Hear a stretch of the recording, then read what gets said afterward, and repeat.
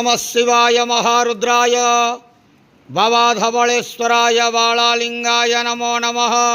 दीपं ज्योति परं ब्रह्म दीपं ज्योति जनार्दनः दीपहरतु मे पापो पूजा दीप नमस्तुते। आहे धवळेश्वर बालालिंग महाप्रभु संसार सुखी रखंतु। आज शुभ शुक्रवार रे समस्त श्रद्धालु भक्त मानक आश्रीपद करंतु। मनस्कामना पूर्ण करंतु। कर्मक्षेत्रोन्नति करंतु। ग्रहरिष्ट खंडन करंतु। जगतर मंगल करंतु। विश्वर कल्याण करंतु।